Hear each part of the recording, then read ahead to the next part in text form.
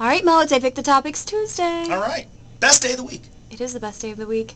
Are you happy, because you're a sports guy, Mhm. are you happy that it's all over tonight? I'm happy that I'm sports and not news or politics because, sometimes sports fans, and myself among them, are accused of not being level-headed and sort of lacking perspective. We are tame compared to people who are really into politics. Like I always say in sports, no one's universally good, no one's universally bad, but in politics, they take it to extreme degrees.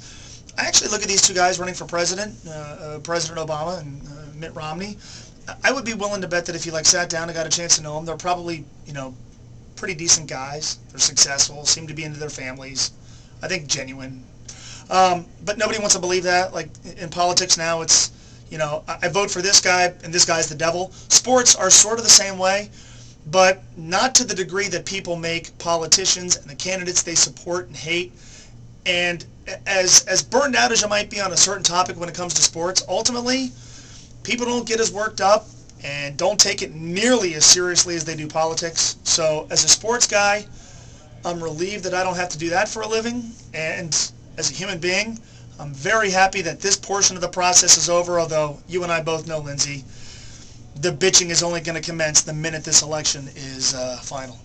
All right, college football now. Yeah. Butch Jones is upset with the attendance at Nippert. Yeah, he's upset that they haven't had more sellouts. And I get it. He wants to play in front of a full house. It's attractive to recruits, makes for a better atmosphere. The Syracuse game specifically, 26,000. Nippert seats more than 35. Number one, the weather sucked. Number two, nobody cares about Syracuse. Number three, the Bearcats were coming off back-to-back road losses. One of them, all due respect to Toledo, who's a good team, to a MAC team. And they've got a quarterback whose play is very uninspiring. What they offered up on Saturday, and this had nothing to do with the attendance, wasn't very appealing football. I mean, 4 hours, 15 minutes, replays that took forever, 20 penalties, 6 fumbles. And look, I know a lot of this is out of their control because of the West Virginia and TCU situations. The home schedule this year was frankly not very appealing. The two marquee teams in the Big East, at least in terms of attendance, obviously geography had something to do with this, Louisville and West Virginia. They got really good crowds for those games last year. Obviously, West Virginia has left. The Louisville game was on the road this season.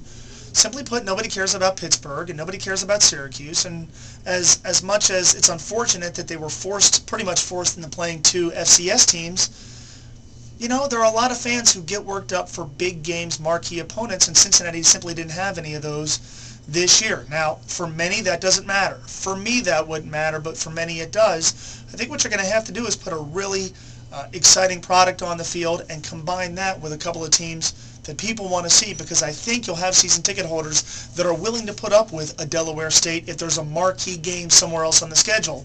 And unfortunately for Cincinnati, there wasn't, either in conference or out of conference, and then you can't simply offer up games like that matchup against Syracuse, which unfortunately was also in really crappy weather. On to the Bengals. Okay. Andrew Whitworth said last night, the team has chemistry, but why do they keep on losing? Because they don't have enough good players. I'm getting tired of hearing about things like leadership and chemistry and effort. They need more good players. They've got some. They've got one of the best in the game in A.J. Green, another guy who's one of the best in the game in Geno Atkins. They have a quarterback who I think is better than average. His play has been decidedly average this season. They don't have enough good players, and I guess after a while it just becomes all white noise. You get tired of hearing about all these things that I think ultimately matter far less than having enough guys who can execute, who can make plays, who don't commit dumb penalties, and who you can count on. The Bengals simply don't have enough of those guys. Now, maybe some of these players will develop into those type of guys. I'd like to think so. I'd love to think it can happen sooner rather than later. But none of that other stuff matters if you have a quarterback who's always throwing it to the other guy, if you have defensive players who are out of position, and if you don't have enough playmakers on offense. And I think you could say all those things about the Bengals, and they matter a whole lot more than chemistry, leadership, or anything intangible. Last question. Yeah. Who'd you vote for? Well, I'm not going to tell you that, quite frankly, because I don't feel like being yelled at. But I will tell you that I made an informed decision. I made what I feel is the right decision. And even if my guy doesn't win, I'm going to wish the guy who does win nothing but the best, and I hope he does a good job. I know nobody wants to hear that. Happy Election Day. Enjoy the returns tonight. I'll be watching MAC football. You can follow me on Twitter, and you can tweet me at moegger1530. I'm not really going to be watching MAC football. I'll be watching the returns. So I'm going to go to dinner first, and then I'm going to watch the returns. You can also send me an email, mo@espn1530.com.